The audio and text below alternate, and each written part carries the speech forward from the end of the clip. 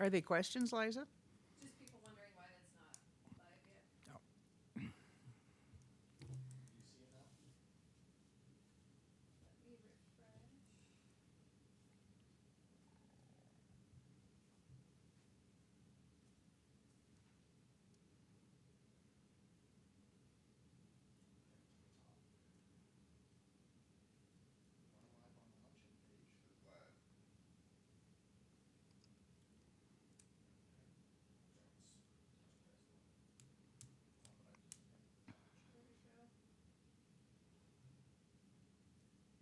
There we go. There you go.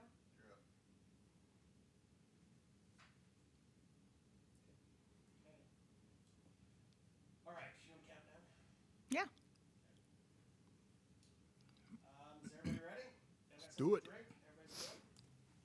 We're going to open up your mic, so you're all going to be live, so just be quiet for a second. I'll give you a 5, 4, 3, 2, then countdown.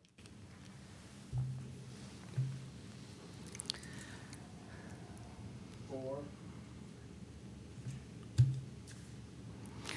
Good afternoon, everyone. Isn't this the most amazing and, let's just admit it, weird thing?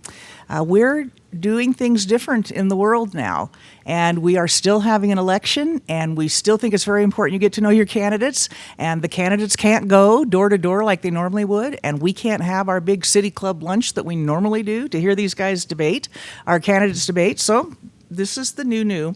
We call this the Lunch-In series, and this will happen at noon for the next 3 Thursdays. Today, 2 more after this, while we try to introduce you to your candidates from the Idaho Falls area. Let me just let you know who all is contributing to this effort. The Idaho Falls City Club, and I'm a member of that, the Greater Idaho Falls Chamber of Commerce, and the Greater Idaho Falls Realtor Association. So my name's Carol Honus, and in addition to being a member of City Club, I am also a television anchor in town. And so they invited me to do this because I have done a million, it seems like, forums along these lines, just never one like this. Let me explain to you our setup. I'm sitting at a podium at one end of the room. We all brought masks in, but we are more than 6 feet apart. So at no time are you going to be able to see a wide shot that'll show where we all are because we're so separated. But I'm in the middle, and then to my left and more than 6 feet away is candidate Kevin Cook. And then to my right, these guys are all on their own individual cameras. To my right is Adam Frugoli. And they, again, all have their own cameras. And so we'll ask them questions today so we can get to know them a little bit. But you're not going to see a 3-shot. You'll just see each individual as they respond. That's the way we're doing it. And our thanks to IE Productions for producing this program for us and helping us out, because this is quite an undertaking. Now, I'm used to talking to a camera as if it's my best friend. These candidates aren't. Not only is Kevin Cook and Adam Frugoli brand new to the political scene, this is their first time to run for office, but certainly their first time to do interviews like this. So I will sometimes turn my head backwards behind me to see how an answer is going. That's never really happened before. And I will look this way to see how Adam's doing, and they're both kind of looking at my back and beyond. It's different. There's no doubt about it. It's real straightforward. These guys will open up with a 3-minute talk about themselves. Just kind of let you know who they are, because we don't know them very well yet. And then we'll ask them questions, and I have 27 questions that have been sent in by people.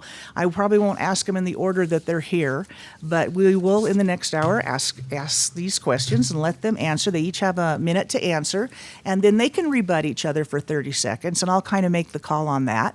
And so, here we go. 3-minute intros, question and answer, 3-minute conclusions, and this is different. So I'm going to flip my own coin and begin on my left with Kevin. And Kevin, we would love it if you would just introduce yourself to the voting public. Great. I appreciate being here. Thank you. I'm Kevin Cook. I'm a conservative Republican. I'm excited to be in this race. I grew up on a farm where I learned to work hard. My father was a believer that if boys weren't working, they were in trouble. And so we worked hard during the week and just played just as hard on the weekend. And so a lot of our time was spent moving cattle was on a horse, moving cattle from canyon to canyon, or on the tractor, either cutting, baling, or hauling hay. But on the weekends, my dad believed in playing. And so on the weekends, we would go camping, hiking, hunting, and all various other things that we did. We weren't a family that had lots of money, but we had lots of fun. And so we didn't have the really nice camper or the really nice trailer, but we did have a cattle truck. And so this is a true redneck story, but I would go and scrape off the manure off the sides of the cattle truck and then scoop the manure out of the back and would put 2 fresh bales of straw in that truck and then would drive up the canyon and we would go camping in the back of our cattle truck. It was awesome. Still remember that as some of the greatest camping trips. Anyway, part of that, as I graduated from a public high school, went on to graduate from Weber State University. It took me about 6 years because I was I was working part-time and going to school part-time. I graduated with a degree in computer science, went into the public sector and worked several years, and then came home one weekend and announced to my family that I had quit my job to follow a lifetime dream of owning and operating my own business, which I did for several years and had a lot of fun, was successful at it. I then later on was hired on by the Idaho National Laboratory, where I'm currently hired, and am enjoying it very much so. I'm a believer in education. I want to give greater educational opportunities for our kids. It is my dream that every Idaho kid can fill an Idaho job, that all Idaho jobs are filled by Idaho kids who are skilled, educated, and trained to do that job. I am a Second Amendment person. I love to shoot guns. I love to hunt. One of our family favorite activities, is to go and to be able to target shoot. We enjoy that. I am grateful for our government, for what they do for us, and I'm grateful for small businesses and how they work with us there. I'm a believer in the Constitution. Thank you. Thank you very much, Kevin. We will always remember the story about the manure. And now let's turn to Adam Frugoli. Adam, we don't know very much about you. Tell us about yourself. Well, thank you, Carol. I appreciate the opportunity of being here, and I appreciate all the organizations of putting this together and the time that it's taken. My name is Adam Frugoli, and I'm a proud fourth-generation Idahoan. I was raised by a single mother, and I wasn't always a conservative. I have to tell you, it was out of the government necessity that has made me into a conservative of who I am today. I was born to a single mother, as I said, who was a recovering alcoholic, and unfortunately, when she found out about me, she stopped drinking. My father is a full-blooded Native American out from the Shoshone-Bannock tribes, and he unfortunately didn't overcome his alcohol problem, and later passed away when I was about 10 years old of cirrhosis of the liver. And hence, that's the reason why I look the way I do, is I'm probably going to be the only Native American, Italian bald man you'll ever see before. So I'm a product of capitalism. My mother, most of the time, would have to have 2 to 3 jobs just to make ends meet. I remember spending Christmas when I was 8 years old working at the Common Sense, watching her work. Childcare was always a big issue for us. She didn't have any childcare for us. And I remember spending summer vacations. They weren't spent out going to the pool or anything, and rather they were working at the Holiday Inn, cleaning hotel rooms along the side with my mother. I've been blessed probably more than what I deserve. I'm vice president of one of the largest insurance brokerages in the country. It's important for me to give back to my community, and that's exactly what I've been doing. I've been working on the board of directors for one of Idaho Falls' largest public charter schools for the last 10 years. And in that, it's a passion of mine that all children can succeed. All children can learn. It doesn't matter where you come from or what their background is. Our rich kids, our poor kids learn the same way, and that's what we've been able to prove at our charter school.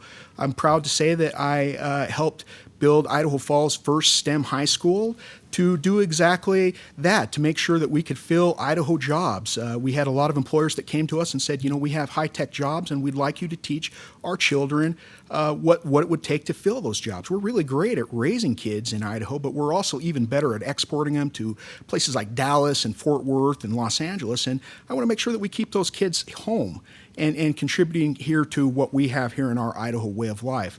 For the last 5 years, I've been working on the Idaho Falls Board of Commerce for the Chamber of Commerce here and legislating for small businesses. And now I want to legislate as your senator to help make Idaho even more friendlier to do business. You can count on me to protect the rights of the unborn, your Second Amendment rights, the real common sense property reform that we need, and making sure that we can fix Idahoans' broken schools. Very, very nice. Now let's see if we can break out some questions that will show where you guys differ, because you both have just sparkling, fun personalities and interesting lives. But I would imagine somewhere along the line you might differ a little bit in your opinions, but let's just see. I'm going to start out tough, but let's talk about the issue of the day, which is that stupid coronavirus, which is making all of our lives miserable right now. Just yesterday, the governor decided to go ahead and extend the stay-at-home order for a couple weeks. Adam, while your mic is still hot, you go first. What did you think about the governor's decision? Well, Carol, I was disappointed. I think that we've all made an incredible amount of sacrifices. I think we need to realize that Bonneville County isn't Ada County. Bonneville County isn't Blaine County. We have about 110,000 individuals here with about 13 to 14 known cases. And, right now, being on the board of directors for the chamber, I probably fielded 15 phone calls of individual business owners that have called me, some of them in tears, that are on the verge of absolutely losing everything. And, we've worked hard to put those individuals in touch with really good bankers. We've helped them refinance buildings in order to keep things going. But we have a lot of people in Bonneville County that are struggling right now. And I think we need to do something a little bit more and exercise personal responsibility. I'm worried about maybe 10% of our businesses may not reopen after this. So it's a big concern of mine. I think the governor's doing the best he can, but I wish we would do it on a county-by-county basis. Thank you, Adam, and I hope you guys are comfortable with me calling you by your first names instead of your last names. Kevin, your turn. The governor's decision, what do you think? Okay. The governor, I believe, is getting information daily on what's going on in the state of Idaho from our health officials. I also believe he's getting information from the federal government of what's going on. I also was a little disappointed. I mean, the most excitement I get is to walk outside to the mailbox to pick up mail. I believe our businesses are suffering. I believe that we are going to have a hard time when this is all over. But what I would really like to see is the governor saying, here's some plans, here's what we're going to do at the end of this. Give us some light at the end of the tunnel is what I would like to see. I think, a lot of people, he was concerned about some people up in the north that they were against it. But for the most part, the governor was appreciative. He says, I believe the people are doing the right thing.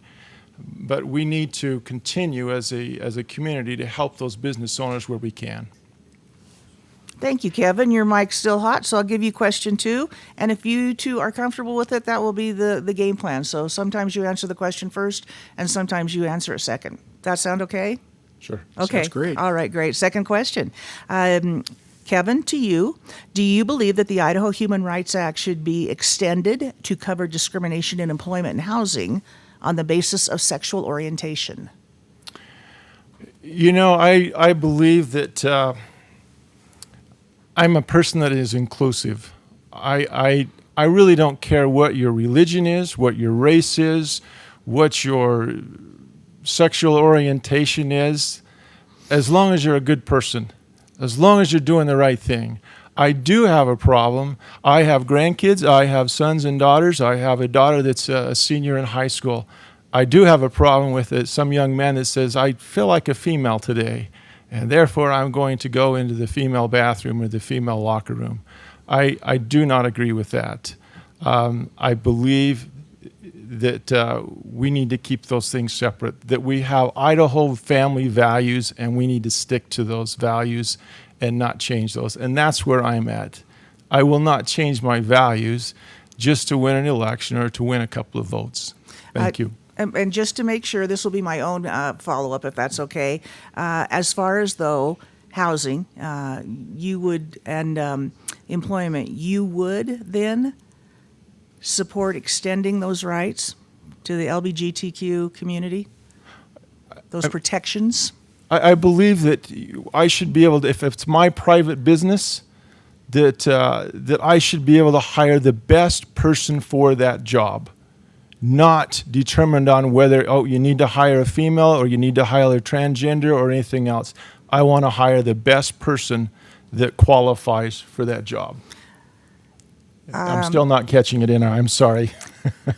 You're doing fine. I'm just not sure how you would vote if another bill comes in that wants to, extend the rights. That says that I, as a businessman, would have to hire a transgender. Is that what you're asking me? Well, it could be anything. It could be lesbian. It could be gay. Right. And so in Idaho right now, if anybody wants to fire someone or deny them housing because they don't want a gay person in their apartment, they can do that. They can do that in Idaho. I don't know how often it happens, but they could. So the LGBTQ community would like to extend the protections that they have for employment and housing. So you couldn't get booted out of an apartment or fired from a job based on your sexual orientation. So how might you vote on that? Every year it comes up. As legislators, we don't vote on concepts. We vote on words. I would want to see a words and how that bill is spelled out before I did that. As a concept, it sounds good, but I want to hear the words of it, the words of the bill. I will let you go on that one. And Adam, I'll let you pick it up from there. Yeah, I mean, I think that everybody deserves to be treated with dignity, and they deserve to be treated with respect. And I don't think that anybody should be discriminated on the basis of sexual orientation. Just the same reason why I don't believe that anybody should be discriminated on the basis of how many children you have, or what your race is, or what your religion is. I think in the Constitution we're given the pursuit of happiness, and whoever's pursuit of happiness, whatever that means to them, that's their pursuit of happiness. I don't have a problem about going on the record and saying that I would extend those rights to the LGBTQ population. I don't think that anybody should be discriminated on against a basis of sex or any other basis of that. It's something that's just a fundamental thing that we don't do in Idaho, and it's okay to say that. And so it's taken me this long, and I apologize. Add the words is the phrase that I've been looking for. Yep. And so you would agree to add the words? And I've read it over and over again. It comes up every year. It's a big legislative hot topic, and I just think that it's a matter of just human respect for individuals. It doesn't mean that we have to separate what we believe and what we don't believe in, but it's a matter of just individual respect. Thank you. Let's go to question number 3. Like the rest of the nation, Idaho is faced with a housing shortage. What measures could the legislature possibly take to make for more affordable housing options? And even should the legislature get involved or just leave it to the free market? Adam, you're up.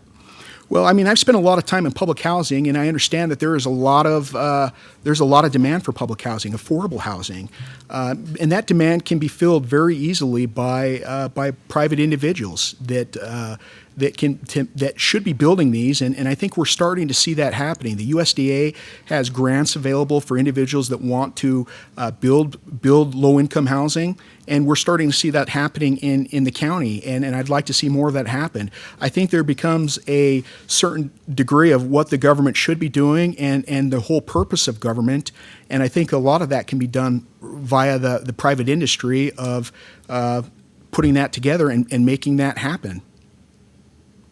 Thank you. Kevin? Well, I'm a conservative, and as a conservative, I like to keep the government out as much as possible. I want the free market. I want that to govern. If there's a need for it, then the free market, and they can build houses and make some money off it, then great, let's do it. I don't believe that we always need to run to the government to solve those issues. I want to limit the government and their oversight and their overreach. That's where I stand. And don't forget, guys, that at any time, if you want to comment or rebut what your opponent is saying, you just have to you have to yell it out, because I can't see you. So I you are can't see you behind either. me. I know. So you would have to just say, Carol, may I add to that? So don't hesitate, because that's what we want you to do. Question 4, Kevin. You start this one. How do you feel about raising minimum wage? I don't think that's a good idea. Again, the free market. Why? If you think of the purpose of the government is to do something for me that I cannot do for myself. Okay? If you look at the free market, capitalism, we hire, and as a employee or an employer, I get those people that best fit my description or need. And if I have to pay more, then that's what I'll do. But if you continue to raise that minimum wage, you're just passing the price on to somebody else. My son-in-law used to live in Seattle, where they made the minimum wage $15. Everything went up.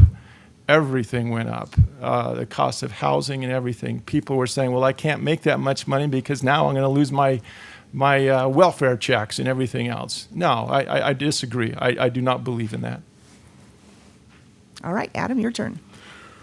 Well, this is where me and my opponent do agree. In Idaho, we have about 3,500 to 4,000 minimum wage jobs in the state of Idaho right now, according to the Bureau of Labor and Statistics. Of those jobs, many of them are filled by entry-level individuals, i.e. high school students. And I think if we start taking that minimum wage and ticking that up, it becomes very, very difficult for those individuals to get the jobs and the training that they need to. We're starting to see that happening right now. I'm very familiar with a lot of individuals who own restaurants and fast food restaurants. As labor is becoming more and more difficult to find, we're seeing more and more of these kiosks being set up, and that's actually displacing people, and it takes out the exact issue. It takes those people out of the workforce that were needing that job. You know, my daughter started her first job at Target, and I couldn't believe it. She told me she was getting paid $16 an hour, and she had zero marketable skills. I thought that Target had made a big mistake, but that's what they decided to do, and I think the free economy and the free world will make that happen. So I get the impression from both of you, and I just want to make sure I've got this right. When I ask very simply how you feel about raising the minimum wage, Adam, no, let the market do it, not That's the right. legislature. Kevin, let the market do it, not the legislature. Correct. Am I Yes. correct on that? Both Yes. that? All right. Just wanted to make sure I cleared that up. Adam, you're going to go first on this one. Now, Kevin, you already kind of touched on this. This is about that transgender bill and the Sports Act. But I want to hear from you again. But Adam, you start on this one. And here's the question. A few weeks ago, Governor Little signed House Bill 500, known as the Fairness in Women's Sports Act. And the measure says that a dispute about an athlete's gender can only be resolved by examining the student's reproductive anatomy, genetic makeup, or normal endogenously, I'm not even sure what that means, but 19 produced testosterone levels. Would you have voted for this bill? Just to make it simple, would you have voted for the transgender can't play in women's sports bill? Yes, You would have voted yes on that. I would have voted yes on it. That's quick. Do you want to expound? Yeah, absolutely. You know, I raised two girls, and I know what it takes for them to be at their top competitive games. They go to camps, and they're constantly working on their craft and their skills in order to be better. And I just don't think that having an individual who now identifies as a woman who was a man would make that a fair game. I think it's a matter of protecting women's sports in an essence. It has nothing to do with the individual. It has to deal with what we have. And I know how difficult it is for those girls that are out there trying. And I think that's just really a fundamental thing of where I believe at. Kevin? Yes, I also would have voted for that. However, I do, again, believe that we accept people for who they are. If they're nice people, they do good things, we like them. We should love them, and we should accept them. It doesn't mean we need to embrace some of their beliefs. I don't expect you to embrace all of my beliefs. But we need to be nice. We're a community, and we need to grow together. I have a daughter that worked really, really hard in track and become very good at track and her skills. I would be ashamed to think that she got to her high school or senior year and she was racing against a guy. I don't agree with that. Then may I add my own question to this? You both have daughters that you both sound like you're very proud of. You want them to be able to compete through, Title IX. Kevin, what if your daughter is so good that another parent's daughter who is sitting on the bench says, you know what, I bet she's transgender. She's so good, I bet she is a man before she became a girl. She's got to be examined. How would you feel about that? I wouldn't like that, no. That's in the bill. That's a good point. I think you could go back and look at some medical records and discover all the way to her birth. And do that. I don't think you need to have a strip search on a young lady to determine that. I believe you can go all the way back to her birth certificate and see that. Would you have stood up for that then in the legislature, that part of the bill? That they might have to be examined to determine their sex? Boy, that's a hard one. All right. I do not think it is right for someone to go and physically examine somebody. I've got children. I got grandchildren. I believe they have some rights. I think you should be able to go back and look at their birth certificate and determine that. And Adam, can I ask you the same thing? Sure, absolutely. I don't mind standing up for what's wrong. I mean, if that's what's in the actual bill, and I take it, I have not read the actual bill of it. No, I don't think that's right. I think that you have the ability to review a birth certificate, and that birth certificate now is protected. You can't be changing your birth certificate now, as I recall, and that should be good enough. I don't believe that we need to make people go through that type of a process. I have no problem with saying that. And because I don't have the bill in front of me, and I could be very wrong, but the way this question is worded, it says, the measure says that a dispute about an athlete's gender can only be resolved by examining the student's reproductive anatomy. I believe you are correct. I have read that part of it, and I believe you are absolutely correct in what it says there. And you don't support that. I guess I don't support that, yes. I would not stand by and have my daughters physically examined to determine whether they're a young man or a young woman. Might you go back, should you be elected to the legislature, and change the bill? That's a good question. I would have to look at it. Adam? Yeah, let's do it. If it's wrong, let's fix it. I've made a lot of policies sitting on a school board, being the chairman of a school, where we've made policies and there's some unintended outcomes that we didn't think. And we would go back as a board and we say, you know what? We didn't think that one all the way through. Let's go ahead and fix it. If it's a problem, let's fix it. And then, Adam, as you brought it up, the birth certificate, how would you have voted on that bill? Is it okay or not okay for a transgender to change their birth certificate to reflect their identity? Listen, I identify as a 120-pound individual, but my driver's license says that I weigh 240 pounds, unfortunately. And as much as I've advocated to have that changed, the state of Idaho won't allow me to do that. It is a physical nature of myself that I weigh 240 pounds. And you probably see it on the camera right now. And that's just the way it is. I mean, we are what we are. And if you want to be a transgender, I think you should do you. I don't have a problem with that, and you'll never see me judge that. But we do have a certain standard that we have to keep, and it's part of the state records that gender is recorded, and I believe gender is essential. And Kevin? I'll agree there. It's what you were born with. It's what God gave you, and I believe that's what is on your birth certificate, and I believe it needs to stick there.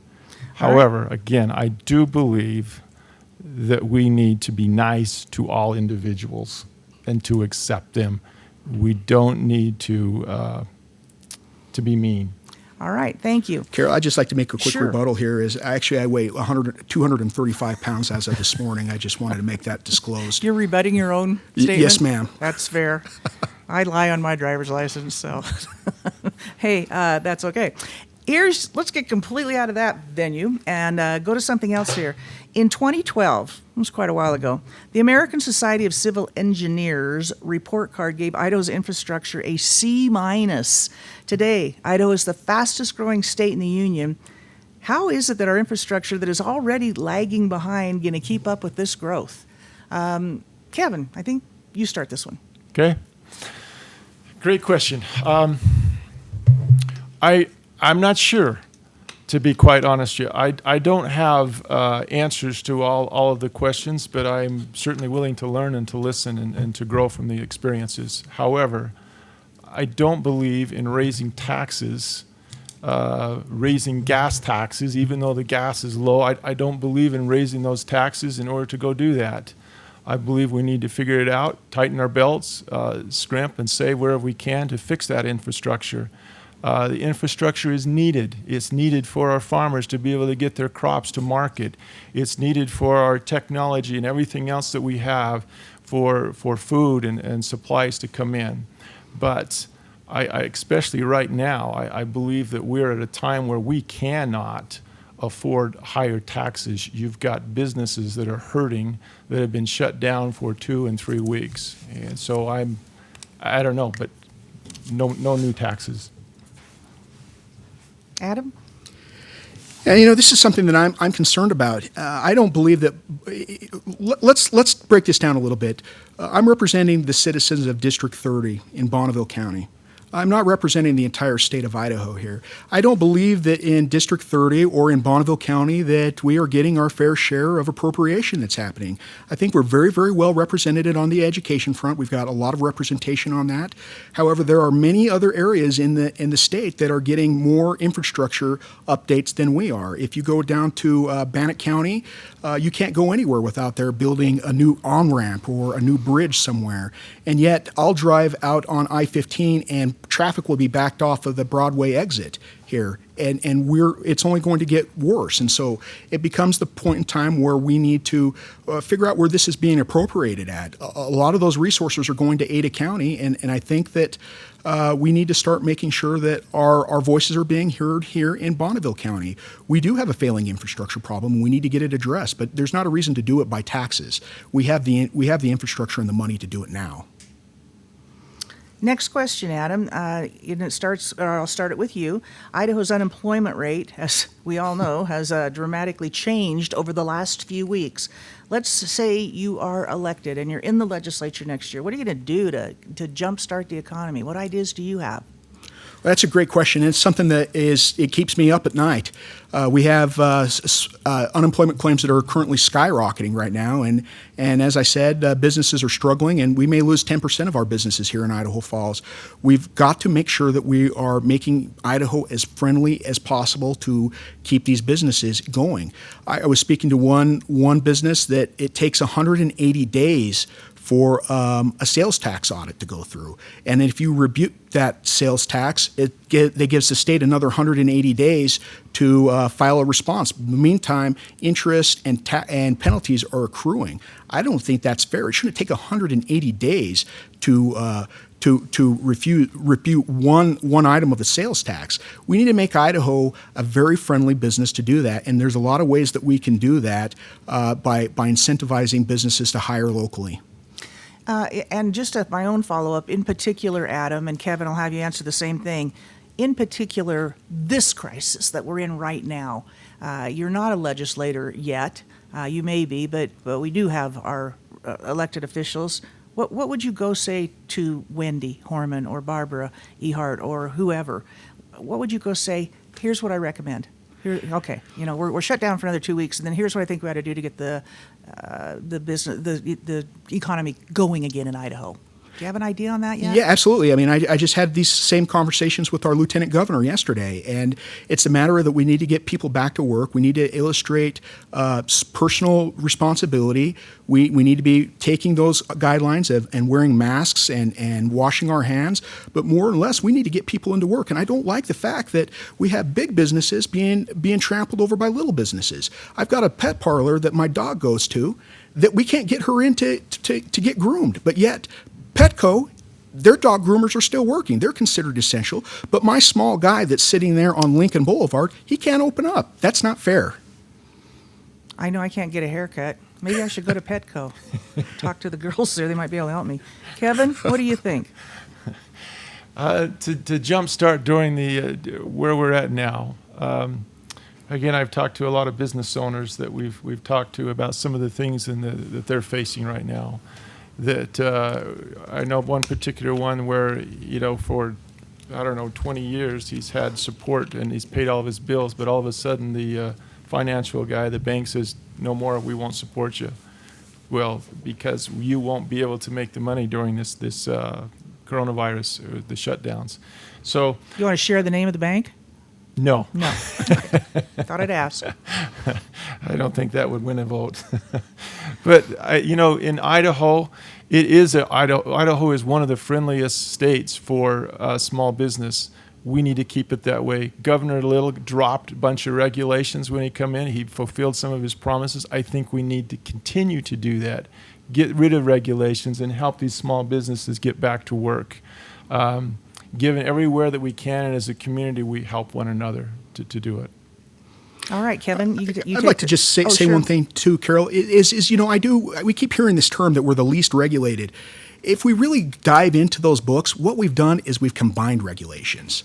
A lot of those regulations are still there, but they've just been combined. And we've just taken out paper and we've just added them to other things. And so there's a lot more work that needs to be done on the regulation. We can't keep using that as a tagline that we're the least regulated, because we're not. Well, and if I may Yeah, say Kevin. something on that, we were voted as one of the most friendly states in the nation, and that was not our state voting that. That was across the nation. And so there's some truth to where we're at. We are a friendly state for small business. Could we get better? Absolutely. I think one of the biggest problems we have, as I've talked with business owners, is our property tax is not very friendly, and it causes problems for our businesses right now, and needs to be looked at. Guys, good. You feel good on that one? You're done? Finished? Okay. Question 8, Kevin. On a traditional grading system of A through F, what grade would you give to the past legislative session for addressing important issues in the state of Idaho? Kevin, you first. I'd probably give them a B. I think they did a great job. If all you do is listen to the radio and newspaper and TV, got to put the TV in there for Carol. You don't have to. But if all you do is listen to that, you think, man, they don't do anything good back there. They don't do anything. And I had the opportunity to spend 3 days back in Boise, and those guys work hard. They work hard to make things happen. And I think the important thing is they get back to our constituents and find out, make sure they're working at the right level though for us. Carol, I just went brain dead. Can you repeat the question? I absolutely can. What grade would you give, which you answered a B? Okay. And that's good. That's your answer. Okay. All yeah, right. I would give them a B. I think they've done some great jobs. I think one of the things that they wish they would have covered was property tax. Property tax. All right. How about you, Adam? A through F. Yeah, this is easy for me. I give him a D-. I think that this legislative session was a complete waste of time, and I have no problem about looking the voters of the state of Idaho and telling them that. They were supposed to go and do several things. One of them, we've had an educational task force that we've spent years working on this. Not a word discussed about it. We had many proposals on property tax. Nothing happened. I give a lot of props to Representative Moyle, who stuck his neck out there to try to make it happen. We spent much of that time working on rules and regulative administration, and we only spent the last part of it actually working on the laws. And then we got a little bit shortchanged here because of the coronavirus, that we had to shut things down a lot earlier.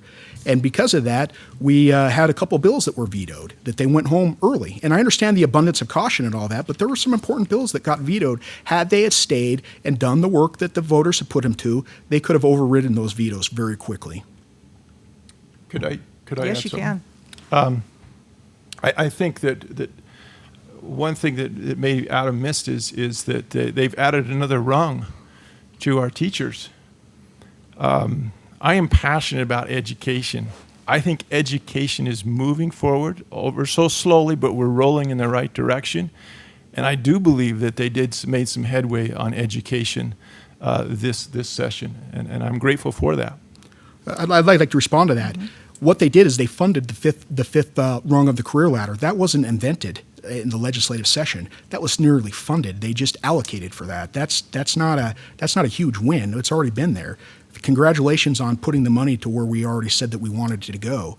That doesn't get you any better grades on that. I don't doubt that they weren't working hard. I spent the same 3 days there too. What I want to see some real results happening there. And this time we just didn't see it.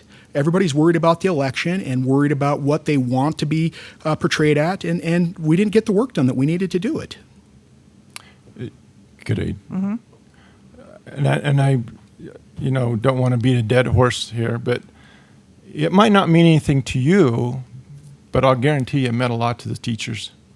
The teachers are ones that are putting in the hours. I've hired a lot of teachers, Kevin. I know what teachers that are working hard for us and helping them. I think that was pretty important. Yeah, absolutely. I think that it absolutely is important. And I've hired a lot of teachers, and I'm proud to say that I gave teachers pay raises when the state was furloughing them and taking money back.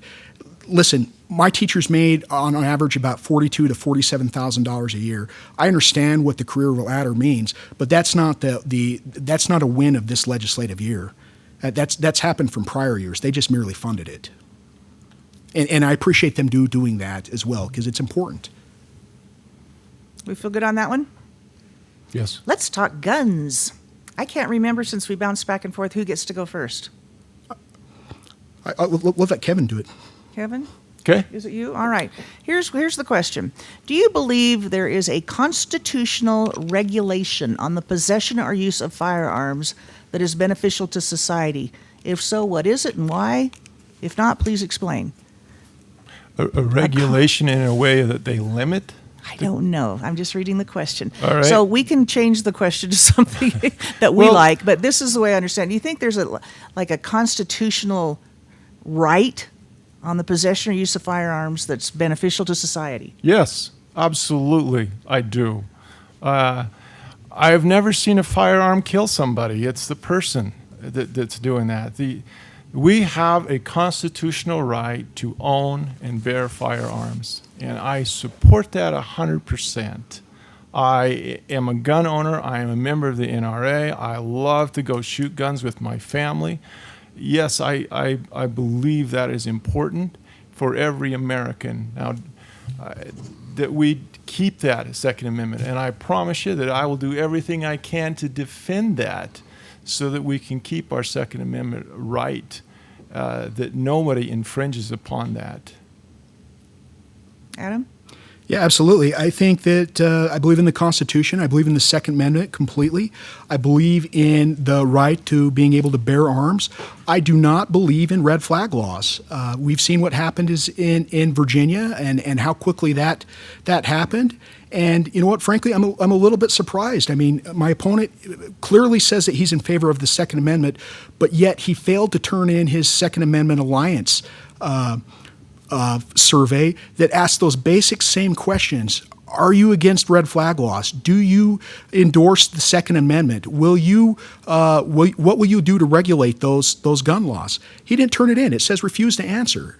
I turned him in. I don't have anything to hide on that. I'd like to ask my opponent why he chose not to turn in that important survey that is represented by one of the largest grassroots Idaho organizations on the Second Amendment. Can I ask just real quick, will you explain red flag? A red flag law is, Adam. Yeah, red flag law is basically just giving the jurisdiction to the government to come and take your guns in the basic sense of the form. For example, in LA County, if the sheriff believes that you aren't mentally stable enough to own a firearm, he can come in and take that gun without any hearings or anything else, and then it's on you, on the burden, to go out and try to defend yourself to get your gun back. And you don't like that? I don't think that we should be doing that. I think that's a slippery slope that we can't afford to have happen. Will you respond first, Kevin, to what Adam said on red flag laws? Yes. And then you can talk about why you didn't answer the survey. Okay. So on the red flag law, if I want to say, you know what, my neighbor's crazy, go take his guns, that would absolutely give the sheriff or whoever to go into his home and to take those. He would have no right whatsoever in court. Well, they would take the guns afterwards. He might have a day in court to go and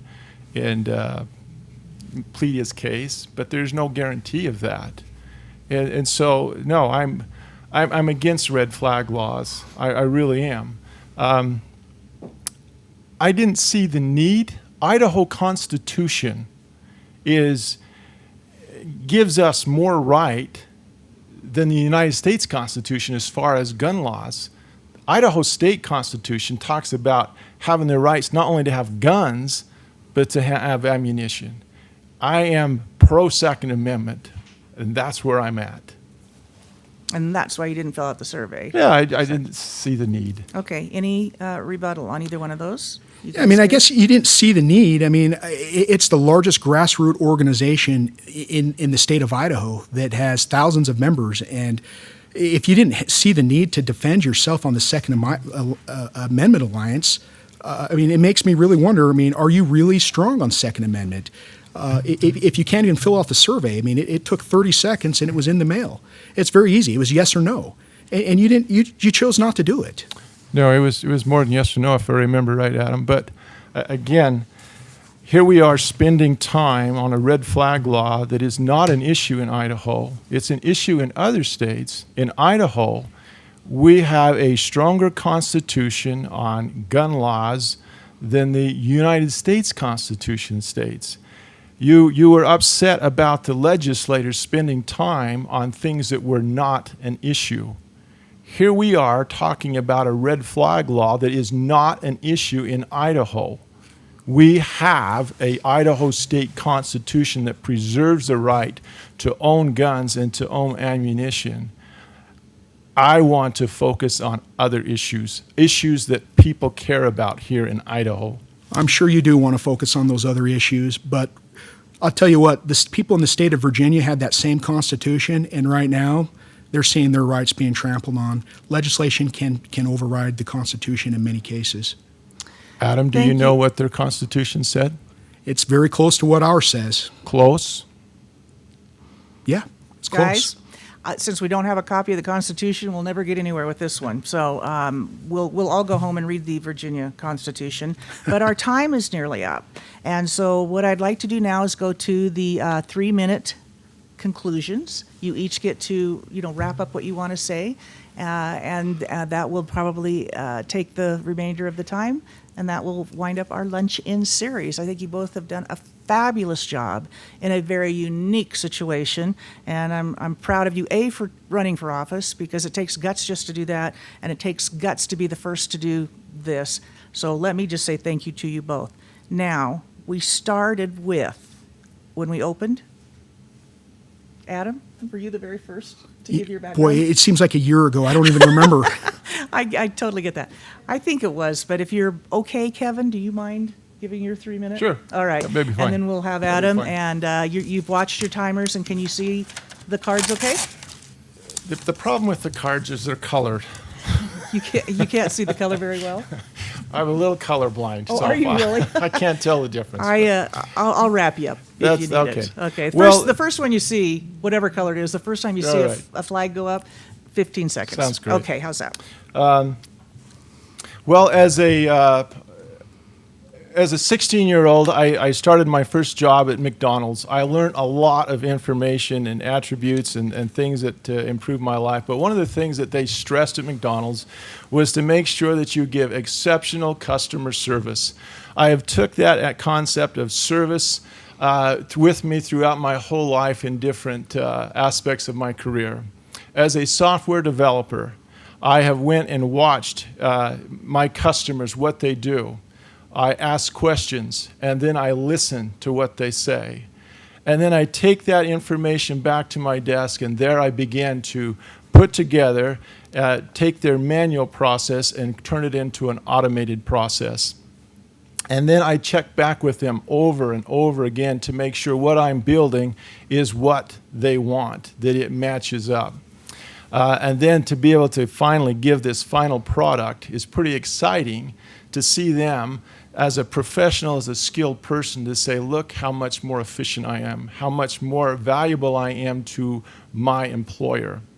I tell you that because I believe that a legislator and a software developer, there's a lot of similarities between that. As a legislator, you need to know how to watch your constituents. You need to be able to ask the right questions. You need to be able to listen.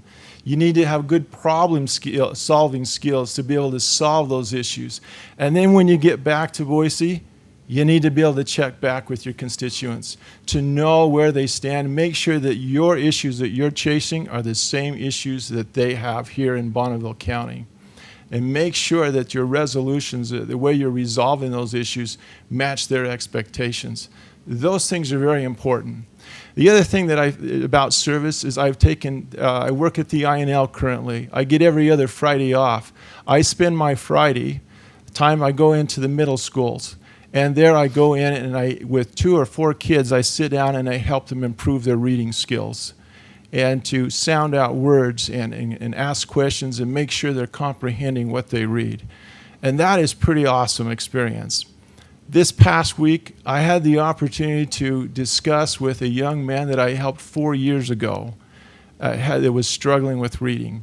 And here's the really cool thing is he informed me that he is graduating from high school, that he's stuck with it. I'm excited about that. I believe in education. I believe that is our future. I believe that we need to do everything we can to help these kids, to give them an opportunity, a reason to stay in school, to teach them trades and skills, and those who want to help them get ready for college life. We have an awesome community college that is filling some of those gaps that is helping us. Thank you. Thank you, Kevin. I'd ask you for your vote and your support. Adam? Well, thank you very much. And again, I appreciate the time to be here and take this time with you all. And I wish that I could be out here beating on your door, as I'm sure that my opponent does. This election has changed over the last four weeks now, and the problems that we thought that we were facing are no longer as pressing as the ones that we are now facing. And the economy of the state of Idaho is going to be in some serious issues here, that you're going to need someone that is going to have some common sense business reform, that is going to be able to go out there and advocate for our businesses and for jobs in eastern Idaho. Yes, I've spent the last 10 years building one of the most successful charter schools in the state of Idaho. I've hired some of the best teachers. I know what it's like to build things. I know what it's like to improve things, and most importantly, I know what it's like to hire the right people and ask the right questions. I filled out every survey. It doesn't matter if I agree with them politically or not. I just believe that 9 times out of 10 we have a lot more in common than we don't. And so it's important for us to come together as a community. And it's important for us to discuss our differences and come up with a common sense solution that we can make real change happen. I know what it's like to work hard. I know what it's like to go without food, and I can relate to those individuals. And we can sit there and we can tout about being conservative or anything else, but I'm a product of capitalism. And I owe everything that I have for the ability to being able to live in this state and for the individuals that I've known that have helped mentor me. And I would just ask for your vote. This election means a lot. This election is going to determine the course of the state of Idaho for the next 2 years. If you're looking for the same, and if you're looking for everything that has happened, that you want it to be the same, then I'm probably not going to be the person that you want to vote for. If you're looking for someone that is going to bring unique and new challenging ideas, that's going to challenge the status quo and break up some of the groupthink that's happening in Boise, I'm the person for you. I've got a proven track record, and I know that I can do a great job for you. And I really appreciate your time today, and I think that's probably about the most that I can do in a closing statement today. Thank you both. You've done just an excellent job in an odd situation. So everybody, go ahead and get your absentee ballot. That's how we have to vote this year.